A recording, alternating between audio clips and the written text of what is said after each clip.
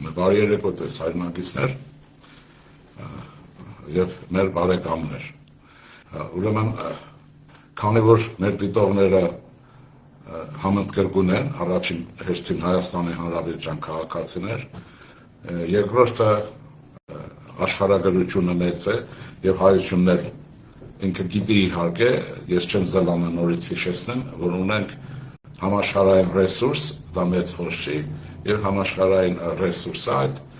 կարելի է կազմակերպել քաղաքական կյանքին կամ քաղաքագետներին լավ հայտնի մի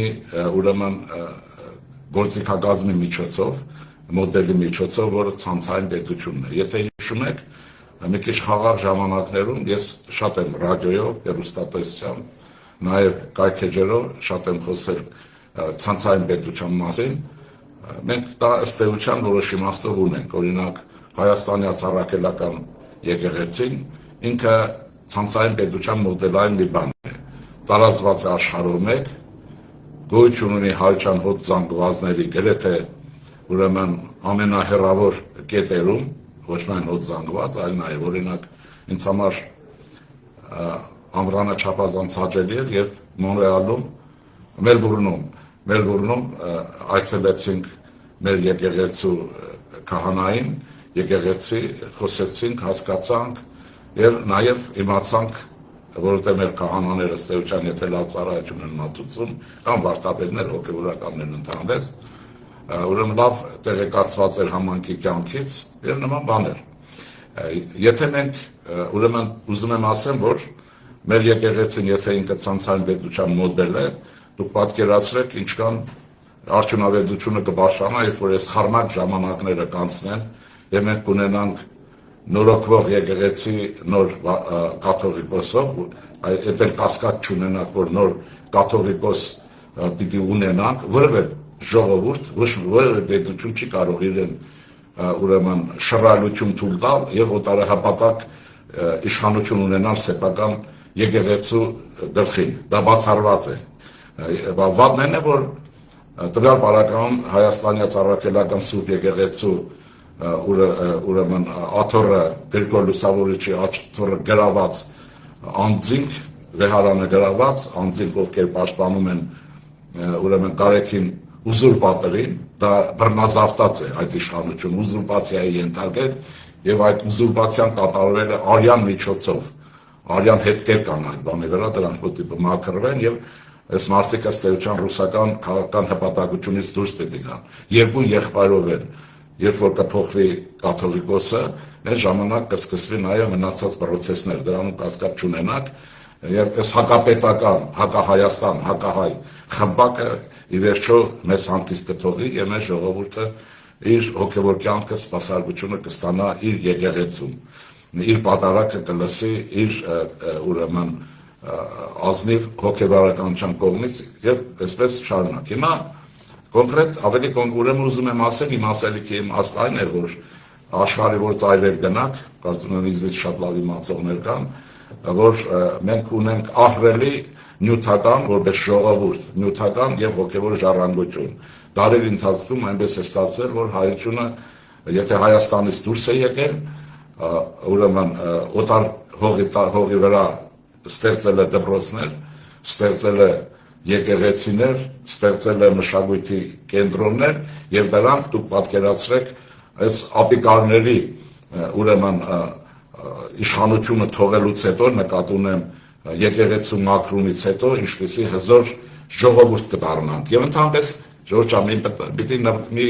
հարցի վրա ուշադիր պիտի լինենք մենք որ փոքր ժողովուրդ ենք որ տարածքը քիչ է եւ նման խոսակցություններ քիչ պիտի վարենք իհարկե տարածքը շատ կրճատվեց դժբախտաբար եւ դա արվեց Մոսկվայի կամքով եւ իր հայ ստրուգների ձեռքով Ադրբեջանի հարվածների տակ կասկած չունենանք Ղարաբաղյան կլանը հիմնական պատասխանատու է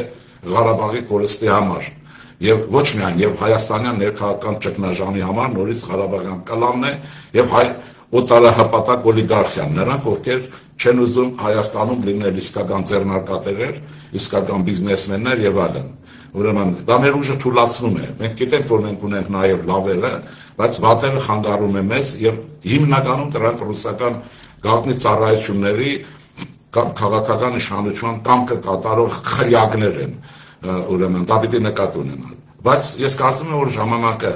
հասում է այդ փոփոխությունների համար, եւ մենք ունենանք ի վերջո նոր հայրապետ, որին մենք կընդունենք սրտով, որտեղ կասկած չկա, որ նոր հայրապետը կլինի մեր ժողովրդի ուզածը։ Նա, ինչպես Վազգեն առաջին հայրապետն էր, կամ ինչպեսին եղել է Խրիմյան հայրիկը, ավելին ասեմ, ինչպեսին եղել է Խորեն Մուրադբեգյանը, որի անունը ժողովուրդը շատ քիչ գիտի, բայց որը մեր փառահեղ ուրեմն կաթողիկոսներից մեկն է, որի ժամանակին Վեհարանում այդ չեկիստները, որոնք հիմա հավաքվել են, պաշտպանում են Գարեգին ու Զուրբաթելին, այդ չեկիստները Մոսկվայի հրամանով մի գիշեր խեղդեցին Վեհարանում, ուրեմն պղնձե լարով,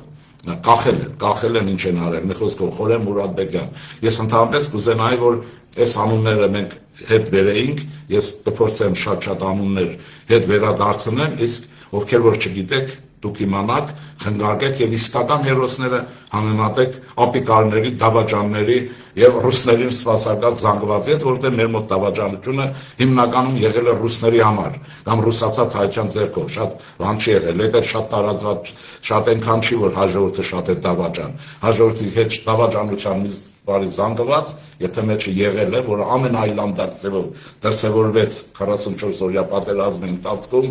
գեներալների, չգիտեմ, եպիսկոպոսների, դուք ամենայն անգիր գիտեք, իզլիսլավ գիտեք, սրանց հետո եւ սրանք ռուսական գաղտնի ծառայության հետ կապվածներ են եղել։ Ուրիշ բան առանձնապես, ինչքան ես գիտեմ, մենք շատ էլ դավաճանության դեպքեր չենք ունեցել, այդպիսի դեպքեր բոլորն են ունեցել դավաճանության։ Նույնիսկ հիշեցեք, ուրեմն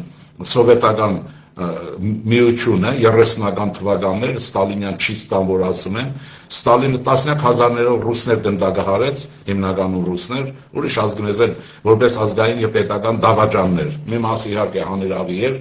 բայց մի մասն էլ իրականում դավաճանություն է եղել։ Այդ այդպես չի որ չեն եղել։ Ուզում եմ ասել, այդ ազգն էլ այդ արատը ունի, շատերն ունեն։ Բայց մեզ համար խոսում են, ես առաջարկում եմ այստեղ արագ կերպով հարցերը լուծել եւ այդ խոսակցությունները դադարեցնել, որովհետեւ դա մեզ քայքայում է, մեզ հալումաշանում եւ նման բաներ։ Հիմա առաջանցնեմ ինչու վերնագիրը մենք այսօր հաղորդման համար վերնագրեցինք այսպես Հայաստանը քաղաքական համակարգի ընտրության անհրաժեշտության կամ հրամայականի առաջ։ Հիմա տեսեք ինչ կա։ Մենք այսօր շատ բանից ենք դժգոհ ենք, իսկապես հիմք ունենք դժգոհել, որ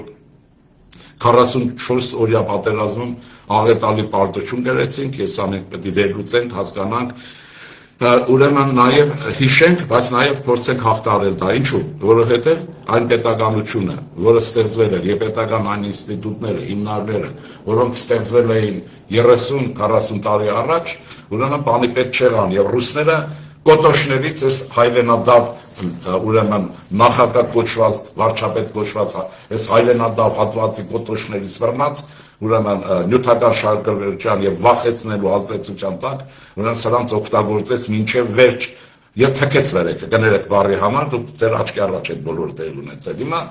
ասելիքիս իմաստը տվյալն է, ամփոփ ասեմ, այսօր մենք ինչպեսի Հայաստան, որ կուզենանք ունենալ եւ ինչ հիմքեր կդնենք այսօր 30-40 տարի առաջ, գուցե 20 տարի հետո առաջ է, ուրեմն մենք ունենանք լավ Հայաստան, ուժեղ Հայաստան, եթե լավ հիմքեր ենք դնում այսօր, կունենանք անպետք, մեզ չսազող, մեր ժողովրդի կյանքը հալումաշանոր պետականություն, եթե մենք կունենանք Ղարաբաղյան կլանը այդ հիմքերի մեջ տնելով։ Տեսեք ոնց են ակտիվացել, ոնց են լցվել ճանճի նման, ուրեմն են մեղրի կարասվազող աշխարհի տարբեր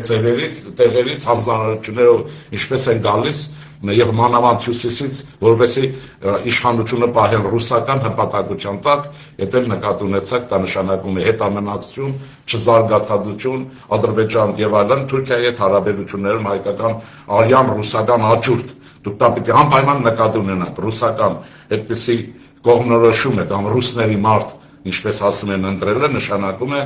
դուք թույլ նորից շարունակել հայ ժողովրդի արյանաճուրդ ռուսների կողմից թուրքերի հետ հարաբերություններում։ Ուրեմն սա կարծում եմ, որ բացատրելու բաներ չկա, բայց ասենք կարող է նկատելի է մեր հայրենագիտների մեջ դերևս որոշ իմաստով մնացել են չլուսավորվածներ, շահագրգիռներ, նաև վարակված գաղտնի ծառայության դաստիարակություն ստացած վարակակիրներով, դա նկատի ունեցեք, դա ԿԳԲշնիկը ռուսական վարակակիր է, թարախաբալար է մեր երկրի կենդանի օրգանիզմի վրա։ Հիմա խոսքը հետևյալին է, որ մենք պիտի մտածենք եւ առաջիկա ուրեմն հունիսի 7-ին կարծեմ ընտրությունների ժամանակ պիտի ընտրենք այնպիսի, պիտի ստեղծենք հիմքեր այնպիսի պետականության, որը ուրեմն մեզ համար ապահովի արժանապատիվ եւ հզոր զարգացում։ Ինչ է պետք դրա համար։ Բարձ է, որ մենք պետք է գնանք ժողովրդավարական ընտրությունների, իհարկե հիմիկվանից սարսափը տարածում են, հատկապես ասում են, որ այդ Սամվել կոչվածը ամեն տեղեր ինքը ուրեմն բանտից ինչ-որ բանն է, Անտոնիո Գրանշին է, նամակներ է գրում, ուղղորդում հայ ժողովրդին, չէինք էլ իմանում, որ այդքան ինտելեկտուալ կարողություններ ունեն։ Իսկ իր ուրեմն գործիքակազմը Հայաստանով մեկ իրենց զուգահեռ մնացածներով հանդիպան ինչ են անում, իբրև թե գրասենյակներ են բացում, արաղ են բաժանելու, հարբեցնելու են, եւ այս սարսափը տարածված է։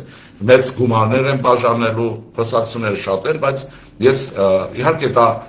իրենք անելու են, ուրիշ ինչ պիտի անեն, որովհետեւ նորելուկ ինչ-որ խլյակ հայտնվում է քաղաքական իմաստով, բանում ես փողոցներում երկու չանցած ասում են քաղաքական ուժ։ Քաղաքական ուժը ոնց կարող է 2-3 օրում, 2-3 ամսում դառնալ քաղաքական ուժ։ Այսինքն նորից վերադառնում է հանրապետական Հայաստանի ուրվականը իր Ռոբերտ Սերժական խարդավանքներով, տոկոսներով եւ այսպես խարդախություններով, ուրեմն այս նկարտումներով։ Հիմա բայց ես ասեմ հետեւյալը, որ ինձ թվում է, որ մեր ժողովուրդը այնքան է հասունացել, այսքան տառապանքից հետո, որովհետեւ հիմնական տառապանքը այս տարիների, ինչպես ասում են, այն հասարակ ժողովուրդն է կրել, որը զինվոր է տվել, զինվոր է կորցրել, եւ այս Ղարաբաղյան կլանին մեկ-մեկ ցույց կտակ, թե քանի կոպեկ են ծախսել Արցախի պաշտպանության վրա եւ քանի հոգի է մասնակցել ինքնապաշտպանության մարտերին։ Խոսք իրենց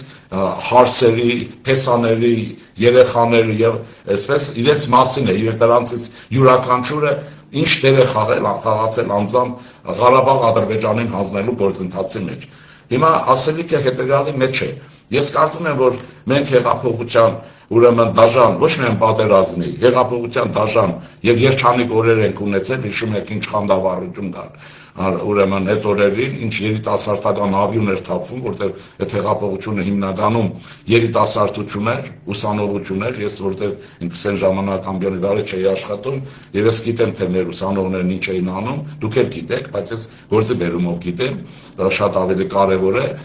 եւ հետո մենք անցանք կորոնայի դաժան այդ փորձության շրջանը եւ ինքնապաշտպանական մարտերի 44 օրյա դաժան փորձությունը։ Բեսկամից հետո կարծում եմ, որ հայ ժողովրդին նորից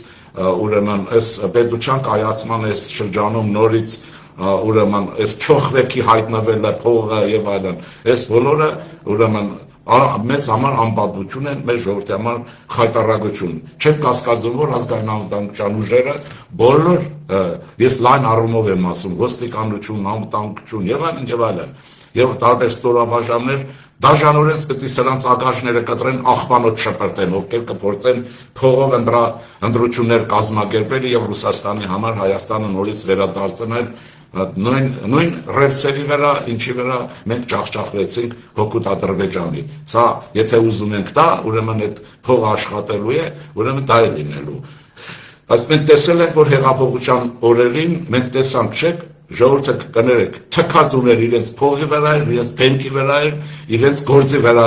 Եվ հիմա տեսեք, սրանք ուրեմն մի կողմից հələ դատարաններից դուրս չեն եկել, գիշեր-ցերեկ դատարաններում այնքան տղամարդություն չունեն, որ գողացածը գոնե ստորագրեն, ուրեմն իրավապահ համակարգի, դատական համակարգի որոշումները կանեն։ Տեսնում եք քծիպի, ողորմելի ճիճուների նման ոնց են կռիվ տալիս, թե դուք ինքներդ տեսնում եք, ամեն մի լումայի համար, որոնցից ոչ մեկ իրենց չի, բոլորը գողացված է։ Եթե մենք լավ իշխանություն կարողանանք ձևավորել, խորհրդարանով այդ կդադարեցնենք այս խայտառակությունը, որ ուրեմն սրանց մորերի սիրազների թողած միլիարդավոր ժառանգությունը, որը իրականության մեջ Հայաստանի պետության կողոպուտ ու թալան է, որպես նախագահներ, վարչապետներ, որ չգիտեմ ինչ, ուրեմն այս հարցերը փակելու համար։ Ուրեմն սրա համար ինչ է պետք, պիտի նկատի ունենանք։ Մենք պետք է ունենանք լավ խորհրդարան, ինչու խորհրդարանի մասին է խոսքը, որտեղ մեր հանրապետությունը խորհրդարանական հանրապետություն է, դա պետք է նկատի ունենալ։ Խորհրդարանական հանրապետությունը տարբեր է նախագահական հանրապետությունից։ Երկրի քաղաքական, օրենսդիր, կամային բոլոր մշակութային կյանքի հիմնական հարցերի լուծումները խորհրդարանական հանրապետություններում կենտրոնանում է ազգային ժողովներում, խորհրդարաններում, պարլամենտներում, նախագահանի բարակայում բոլորովին այլ է։ Հիմա հարցը այսպես է, մենք ինչ ենք ընտրել։ Բարձր հեղափոխությունը եղել է ժողովրդական հեղափոխություն, դա նշանակում է ընթացքը եղել է դեմոկրատական, եւ մեր ընտրությունը եղել է դեմոկրատական հասարակարգի քաղաքական համակարգի կողմը, ժողովրդավարությունը որպես պետականություն։ Այ եթե սա ասում ենք, ես անընդհատ քաղաքագիտության ոլորտից որոշակի բարձրաբանումներ կանեմ, որպեսզի դուք նաև իմանաք քաղաքականության մեջ, որոնք են այն նորմատիվները, այն ճշմարիտ չափորոշիչները, որոնցով պետք է ուղղորդվել։ Ուրեմն պետությունները երեք տեսակի են լինում։ Ես հիբրիդային մասերի մասին չեմ ուզում խոսել, սա դասախոսություն չի, բայց հաշվեք, որ դասախոսության նման մի բան է։ Պետությունները լինում են ամբողջատիրական կամ տոտալիտար, այդպիսի պետություն հիմա կա, դա Հյուսիսային Կորեան է, բացարձակ ուրեմն իշխանություն է Կորեայի աշխատավորական, բանվորական գուսակցության, աշխատանքի գուսակցության կողմից։ Այնին տեսել է Պուտինի հարազատ ընկերոջը, ըն եւ հայ ռևանշիստների երազի թագավորը։ Անի իշխանությունը բանը։ Ուրեմն հարավ-հյուսիսային Կորեան ամբողջատիրական վարչակարգ է, ամբողջատիրական վարչակարգը որպես կանոն ունենում է մի իշխող գուսակցություն, ինչպես ԽՍՀՄ-ում կոմունիստական գուսակցություններ, մի լիդեր, որտեղ ընտրությունները միշտ ֆարսի են վերածված, այս երկրներում, նման երկրներում ընտրություններ լինում են, բայց նրանք որևէ նշանակություն չունեն, որտեղ ընտրություններում ներկայացվում են ցուցակներով ազգային ժողով, ասենք, պարլամենտների այն անդամների ցանկը, որոնց պիտի ընտրեն, եւ արդի գլուխները կախ գանում ընտրում են։ Սովետական մեջուն այդպեսին է եղել, ամբողջատիրական, այսօրվա ամենաայլանդակ ռեժիմի օրինակն էլ ասում են, որ այսօր Ռուսաստանի իսկական դաշնակիցն է Հյուսիսային Կորեան է։ Դա ամբողջատիրական վարչակարգ է։ Ուրեմն առաջինը սա ամբողջատիրական, ուզում եք ես ձեզ մի բան ասեմ, եթե չեք նեղանա, որոշ մասերը կարող եք թուղթ ու գրիչ ունենալ ձեր մոտ, կամ կարող եք ձեր ուրեմն հեռախոսի վրա, iPhone-ի վրա փոքրիկ նշումներ անեք հիշելու համար դասակարգումները, որովհետեւ սրանից հետո ես նման բաներ եմ ասելու, որովհետեւ դուք ճշմարիտը եւ ճշգրիտ իմանաք որպես քաղաքական դիտություն, ոչ թե ֆոկուս գիշեր ցերեկ, ուրեմն սրա անձը, սրա կնիկը, նրա հարցը եւ այլն։ Ուրեմն առաջինը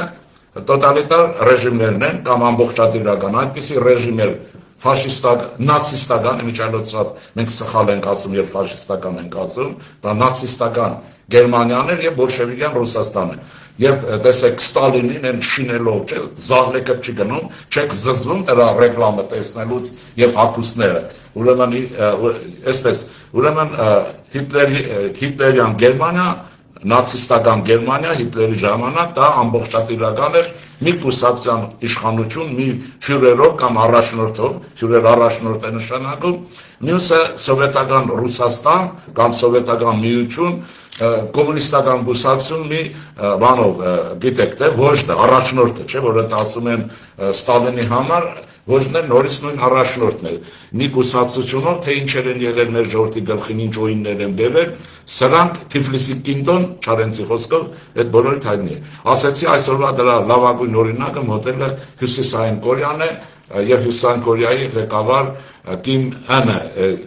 դրանք որպես կանոն նաեւ ժառանգական իշխանությունների են վերածվում։ Այդ ընի իշխանությունը, եթե դուք իմանաք, ուրեմն Հյուսիսային Կորեայի հիմնադիրը Կիմ Il Sungն է,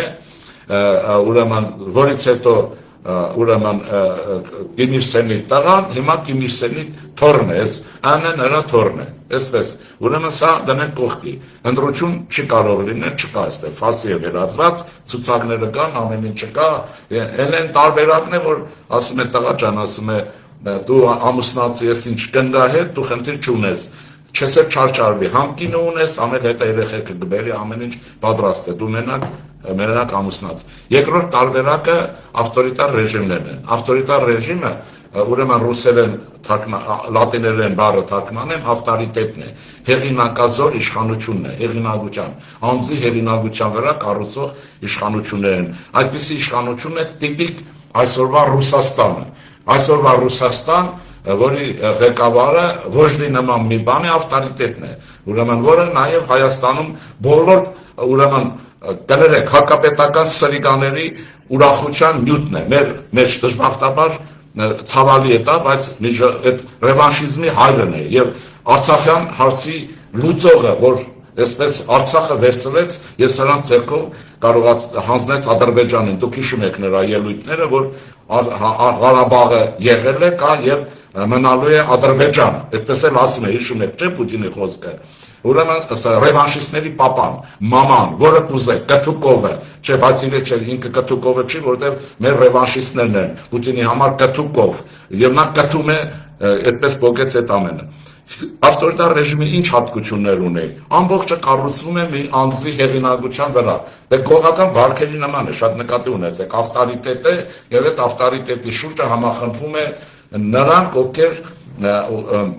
Պիտի երկերը կառավարեն, որոշակի վերնախավ է առաջանում, էլիտա են ասում, բայց դա իրական էլիտա չի, որոնց միջոցով ինքը կառավարում է, բայց որը ունի նաև բիզնեսմեններ, այդպես ասենք,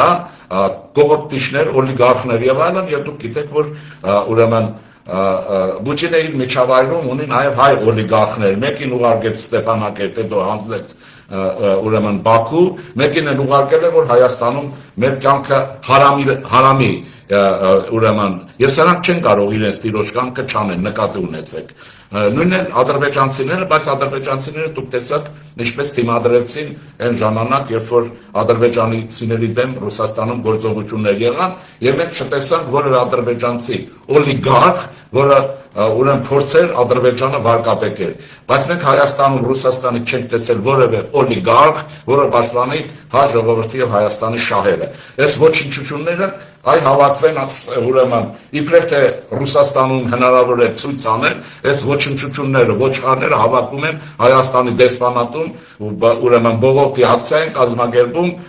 ուրեմն Հայաստանի Հանրապետության վարչապետի դեմ։ Ես դες հարց եմ տալիս, դուք հավատում եք, որ Մոսկվայում հիմա հնարավոր է ցույց անել, այնել ազատ ցույց, եթե Մոսկվան չի հրամայել իր ստրուկտուրներին, ոչնչություններին։ Ուրեմն սա կամայական իշխանություն է, ավտորիտետը գիտեք,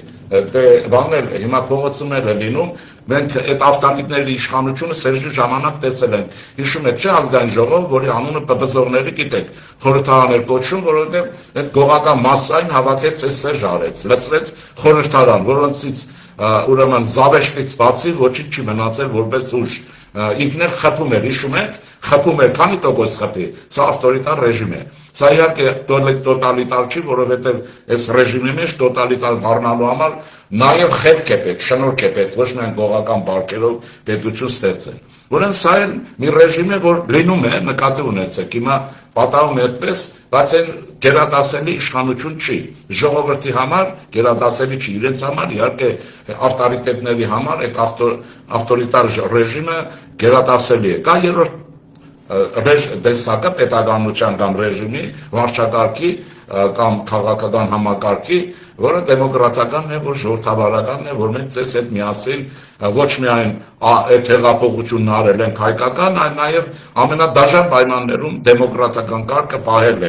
պահել ենք ուրեմն առաջին ընտրությունները պարզել, եւ դուք տեսել եք, չէ՞, այս ոչնչությունները ոնց էին սսկվել, մի տարի ձենները դուրս չէր գալիս, որտեղ գիտեին, թե պատժվելու են, բայց այդ անբաժանելիություն առաջացրեց ուրիշ բան, եւ աստիճանաբար այն գործերի նման, եւ գործը գարնանը տականում է, սկսում են շարժվել, սկսեցին շարժվել, հիմա էլ որոշել են իշխանությունը վերադարձնել իրենց, օգտվելով դեմոկրատիայի, այսպես ասած, բարյացակամությունից, որտեղ դեմոկրատական պետությունները կայանում են որպես իշխանություն, բացառապես ընտրությունների միջոցով։ Հիմա իսկ Սերժի ժամանակ Ռոբերտի դուք հիշում եք, չէ, որ ընտրությունները ոչ մի արժեք չունեին եւ դպրոցները, որոնք կրթական, ուրեմն հիմնական մշակութային թատրոններ եւ այլն, հիշեք, ուրեմն մշակույթի տներ, որոնք եթե չէին կողոպտվել այս բանը կողոպտիչների, գանձագողերի կողմից, ասենք արտգործնախարարներ, բաներ, ես իշքան հիշում եմ, այն Վարդան Օսկանյանը սեփականաշնորհել էր,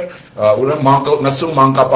մանկապարտեզ էլ չես, այս Մսուրի թշնամիները, այդ որ նույնն է հա ժողովրդի գենոֆոնդի թշնամիները, ուրեմն հիշեք ինչ ընտրություններ էին կազմակերպում, ինչպիսի մագարտակով եւ այլն, եւ հետո տոկոսը խփում էին, իշքան ուզում էին։ Այս ավտորիտար ռեժիմն է։ Հիմա սրանք անցել է եւ մենք ընտրություններ արել ենք, առաջինը պարզ է, Նաև մենք ընտրություններ ենք արել որպես ժողովուրդ ամենադաժան օրերին։ Հիշում եք,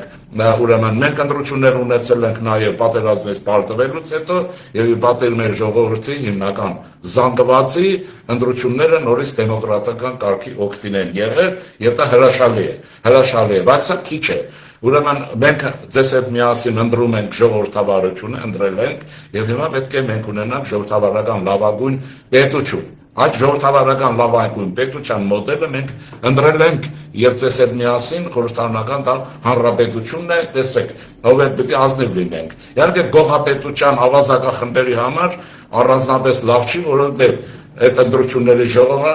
երկու անգամ ժողովուրդը թքել է վրաները եւ ձայն չտվել, շատ քիչ է թողել։ Դնել եք այդ բառերի համար, որովհետեւ իրենց հարածը պետության դեմ պայքարելու այդ գիրքը, որ կա ռևանշիստների կողմից, իրենց հասցնում է այդպիսի վերաբերմունք։ Հիմա առաջիկայում այդ ընտրությունների ժամանակ մենք պետք է նորից ընտրենք մեր ընտրությունը, ձեր ընտրությունը պիտի լինի ժողովրդավարությունը, դեմոկրատիան, եւ մենք ուրիշ ճանապարհ չունենք։ Իմիջիայլոց ես ձեզ ասեմ, որ մեր ժողովրդի դեմոկրատական հակումները հնուց են հայտնի։ Ես ասեմ նաեւ ճիշտ է, որ մենք եկեղեցու հետ հարցեր ունենք, եկեղեցու հետ հարց չունենք։ Խոսքը հարցը ռուսական ենթակայության ուզուրպատորի խմբի մասին է եւ նրանց պաշտպանողների մասին է։ Դրսում է ռևանշիստներն են, չէ՞ պաշտպանում։ Ինչքան չեկիստ կա, ինչքան օլիգարխ, որ թերմաց կա, բոլորը ուրեմն հայոց հայրապետ են պաշտպանում, որտեղ այդպես է ուզում Մոսկվան, որտեղ գողապետության շրջանում հայտնի է թե ովքեր ում հետ են եղել եւ նման բաներ։ Հիմա առաջ անցնենք։ Բայց բոլոր դեպքերում ժողովուրդը կանգնել է մի տեսակետի վրա եւ այդ ժողովուրդը նորից ընտրել է ժողովրդավարությունը։ Հիմա ուրեմն տեսեք ինչ կա։ Այդ ժողովրդավարություն ասածը Ժորժը մի տեսակի չի լինում։ Տասնյակ տարատեսակներ կան, որը մենք կընտրենք, դրանով էլ առաջ կշարժվենք, որը չենք ընտրի, դրանով էլ առաջ չենք շարժվի։ Այսինքն, եւ եթե դուք զարգացած երկրները նկատի ունենաք, ասենք Ֆրանսիա, որ մեր ժողովրդի համար շատ հայտնի երկիր է, մենք ունենք չէ լավագույն հայրենադիսների լավագույն համայնք, ունենք Ֆրանսիայի այնպիսի մտավորականություն քաղաքական գործիչներ, որոնք մեր ազգի հպարտությունն են եղել ու մնում են, ասենք Շարլ Ազնավուր, Ռոզի Արմեն, այնտեղ Պատրիկ Դևեջյան եւ այլն, դա հայլում մի համաստեղություն է, դա Ֆրանսիա հայությունն է։ Մենք ասենք հիմա Գերմանիա, դուք տեսաք վերջին շրջանում վարչապետի հետ ինչպիսի լավագույն բանակցություններ եղան եւ պատմության մեջ առաջին անգամ Գերմանիան ինչպիսի բարյացակամությամբ քաղաքական հարաբերությունների մակարդակը բարձրացրեց Հայաստանի հետ ռազմավարական գործընկերության կարգավիճակի եւ բարիկները կտեսնեք ներդրումներ գիտություն, կրթություն, փիլիսոփայություն, կարգապահություն, սա Գերմանիան է, մեքենաշինություն, այսինքն եթե մենք շնորհք ունենք, այս բաները կանենք, թե չէ իրենք մեր համար առանձին ոչինչ չեն անելու։ Եթե պիտի մեր մտքից անենք, որ օտարն է անելու։ Օտարը օգնեղ կարող է լինել, օգնություն տրամադրող, ֆինանսական, տեխնոլոգիական եւ այլն, բայց մնացած գործը մենք պետք է անենք, բայց մենք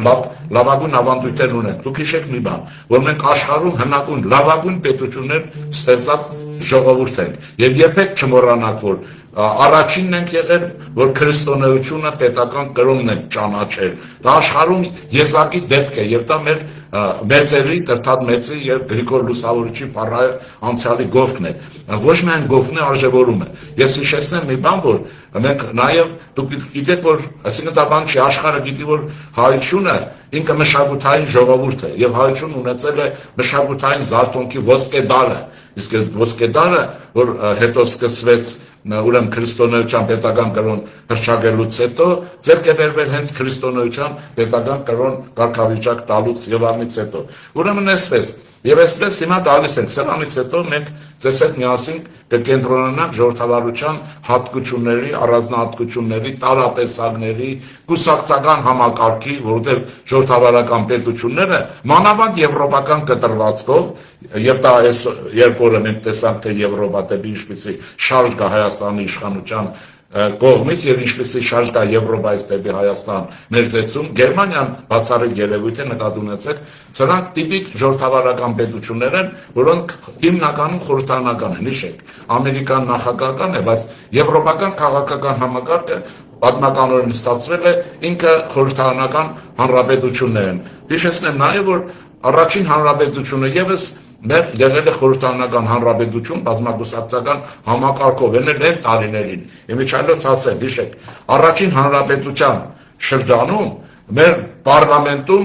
3 թե 4 կանայք են եղել։ Մեկը Արամ Մանուկյանի կինն էր եւ այսպես ակտիվ հայուհիներ են եղել, նկատի ունեցեք։ Դե այն ժամանակ է, երբ Միացյալ Նահանգներում դեռևս կանայք ընտրելու իրավունք չունեին, խոսքը 18-20 թվականի հանրապետության մասին է։ Հիմա այս հանրապետությունը եւս տիպիկ խորհրդարանական հանրապետություն է, եւ այդ հանրապետությունները եվրոպական կտրվածքով հատկապես ոչ թե երկկուսակցական են, այլ բազմակուսակցական են, որ ուզում եք ձեզ համար շատ սիրելի Ֆրանսիան վերցրեք,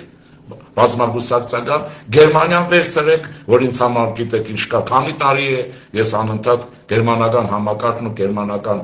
իրականությունն եմ ներկայացնում քաղաքական առումով։ Բազմակուսակցական Ավստրիան է, որը ուզում եք, այն Ֆինլանդիան վերցրեք, Շվեդիան վերցրեք, Անգլիան վերցրեք, Անգլիան մի քիչ սպეციფիկա ունի, բայց խորհրդարանական կլասիկ երկիր է։ Եվ այսպես Իսպանիա եւ այլն, Իտալիան վերցրեք, որը տիպիկ խորհրդարանական հանրապետություն է բազմակուսակցական քաղաքական համակարգով։ Ինչ եմ ուզում ասել։ Ահա այս ճանապարհով է, որ մենք գնում ենք եւ այդ ոչ մի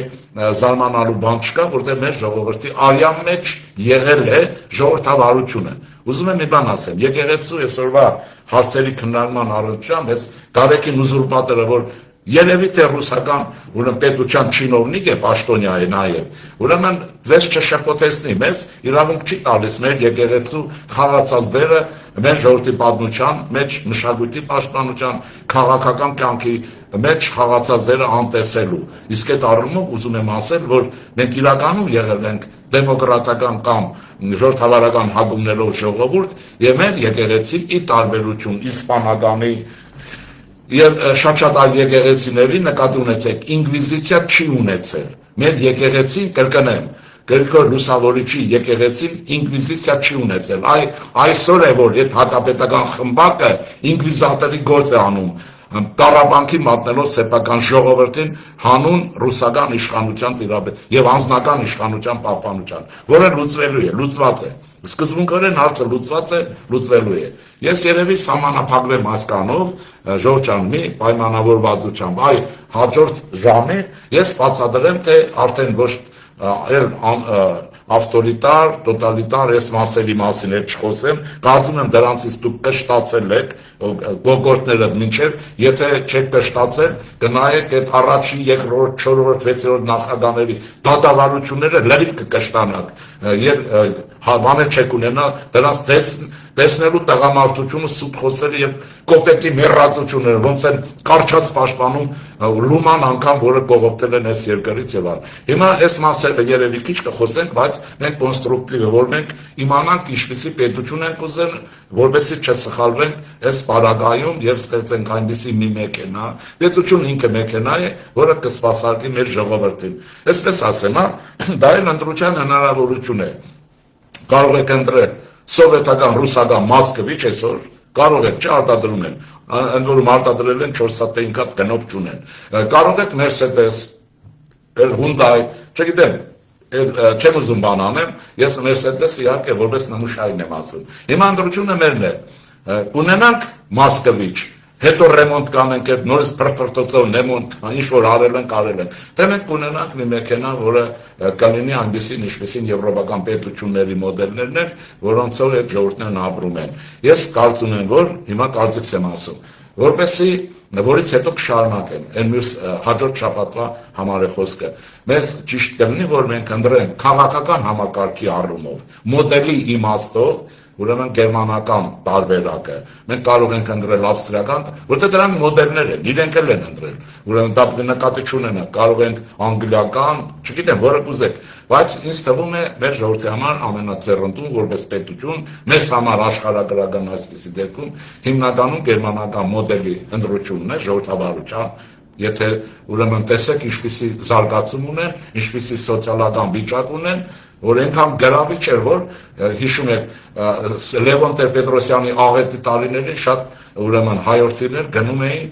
ճակերտավոր գերի էին հանձնվում գերմանական ճամբարներում, հիշում եք, չէ, ուրեմն որովհետև գերմանական այդ փախստականների ճամբարներում կյանքը ավելի լավ էր, ավելի բարեկեցիկ եւ մարդկային, քան Հայաստանում ստեղծած այս ռոբերտասերժական դժոխքի պայմաններն էին։ Որ երեք եղել, դա հələ մոռացված չի։ Ես մի ընկեր ունեմ, մի անգամ հումորով գնաց, ասես Գերմանիա եմ գնում, ասի ոնց ես գնում, չգիտեմ, ինչ ասես Իտալիայով գնում եմ, պայմանավորվել եմ, այնտեղ գերի կհանձնվեմ, ուրեմն այդ ճամբար, եւ կամավոր հանձնվում են, այնտեղից ձեզ օգնում են, ես բարեկամ չեմ ունեցել, ով որ բարեկամ ուներ, այդ ճամբարներից տրված օգնությունով, ուրեմն ինչ եմ ուզում ասել, այդպիսի պետություններ են ստեղծել, բարեկեցիկ, բարգավաճ, բայց նկատի ունեցեք դրանք գիշեր-ցերեկ աշխատող ժողովուրդներ են, կարգապահ ժողովուրդներ են։ Այս կարծում եմ մեզ համար ամենայնպես քրիստոնյա ժողովրդավարական կուսակցության համար քննելի չի, որ մենք պետք է ստեղծենք մեր երկրում տերմին եմ ասելու կանցլերական դեմոկրատիա, թե դա ինչ է, հաջորդ ժամից ես կբացատրեմ, թե ինչ է։ Կրկնեմ, հա, մենք քրիստոնյա ժողովրդավարական կուսակցությունը ձեզ առաջարկում է գերմանական մոդելի կանցլերական դեմոկրատիա, այնպես որ ողջ եղեք, ամեն ինչ դեպի լավն է գնում, ձեր աչքի առաջ է գնում, եւ այսպես մի բան ասեմ, որ տեղեկացնեմ։ Մի քանի օր առաջ էր իմ ընկերը եւ ձեզ համար չափազանց սիրելի երգիչներից Էդուարդ Դարբենյանը Սիդնեից զանգել էր, առաջիկայում նա Հայաստանում կլինի, ուրեմն եւ շշմած ճակերտավոր ասում էր, լսեք, ես Հայաստանն էս ինչ արեց, էլ Ամերիկայի Միացյալ Նահանգներ, այլ Գերմանիա, էլ ուրեմն շարժեր եվրոպական, եւ այսպես մի խոսքով ինչը որ դուք տեսնում եք, այո, մենք շրջադարձ ենք անում, մեր շրջադարձը դեպի ժողովրդավարությունն է, մենք դա ընտրել ենք, խոսքը ամրապնդելու, անշրջելի դարձնելու մասին է, իսկ անշրջելության համար մենք ձեզ քրիստոնյա ժողովրդավարական կուսակցությունն առաջարկում է Հայաստանում հաստատել բազմաթիվ մոդելների մեջ ամենաարդյունավետը մեր աշխարհագրության մշակույթին, պատմությանը ավելի հարազատ մոդելին, կանցլերական ժողովրդավարությանը, կանցլերական դեմոկրատիան, վարչապետությանն, այսինքն։ Այսքան, ստեսություն ձեզ հայրենակիցներ, լավ մնացեք եւ լավատեսությամբ փոխեք ձեր օրերը, ասեմ ինչու։ Այս ռևանշիզմը սատկելու է ժողովրդավարության զարգացման եւ լավատեսության տարածման քրիստոնեական ընկալման մեջ, ստեսություն ձեզ։